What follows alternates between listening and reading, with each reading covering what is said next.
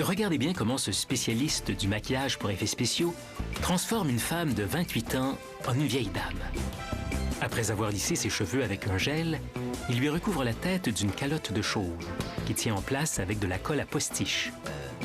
Il enduit ses cils et ses sourcils de gelée de pétrole pour les protéger. Puis, lui couvre le visage d'un alginate, un matériau qui sert à prendre des empreintes dentaires. Il mouille et applique des bandes plâtrées. En 25 minutes, ce matériau durcit et forme un masque. Ensuite, il l'enduit de plâtre. Une demi-heure plus tard, le plâtre figé reproduit parfaitement le visage de la femme. Comme on vaporise un moule à gâteau d'anti-adhésif, il couvre son modèle d'un produit séparateur. Puis, à l'aide de plasticine de qualité professionnelle, il commence à sculpter un visage âgé. Pour leur donner une apparence plus réaliste, il estompe les rides avec de l'alcool à friction. Au moyen d'un coussinet de caoutchouc rêche, il donne à la peau une texture de pelure d'orange. La sculpture est plongée dans l'eau durant 2 ou 3 heures.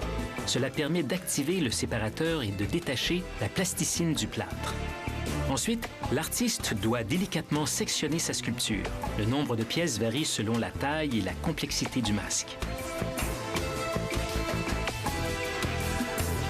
Il peut maintenant fabriquer le moule qui servira à couler le masque de vieille dame. D'abord, il imprime chaque pièce dans un plâtre mince. Puis, il enduit cette impression de plâtre pour faire la moitié positive du moule. Une fois qu'elle a durci, il applique la pièce de plasticine pour donner de la profondeur à la cavité du moule. Puis, il enduit le tout de plâtre pour créer la moitié négative du moule. Lorsque c'est durci, il applique un séparateur aux 2 cavités du moule. Il verse de la gélatine fondue et referme le moule. En une demi-heure, la gélatine fige et devient une réplique flexible de cette pièce de la sculpture de plasticine. Il plante ensuite des poils synthétiques pour faire des sourcils. Notre spécialiste emploie de la colle chirurgicale pour appliquer les prothèses. Il commence par la plus grande pièce du visage qui couvre le nez, les joues, le cou et la lèvre supérieure.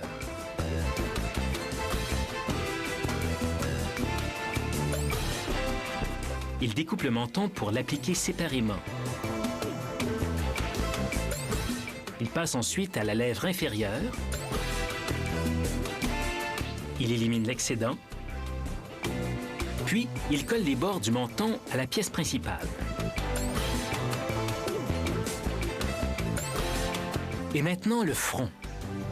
Une fois de plus, il applique de la colle au bord de la pièce pour la joindre aux autres. Pour vieillir les yeux, il emploie des verres de contact qui créent un cerne autour de l'iris, un trait typique chez les personnes âgées. À l'aide de pinces à épiler, il applique des poches sous les yeux qu'il colle également au reste du masque.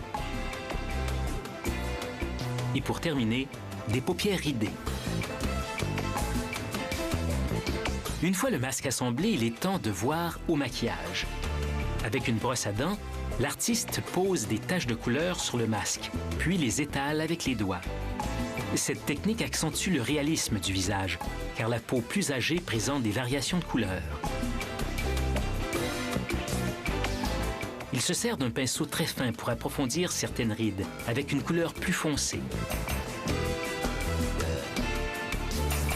Et maintenant, des taches de rousseur et de vieillesse, ainsi qu'une perruque grise.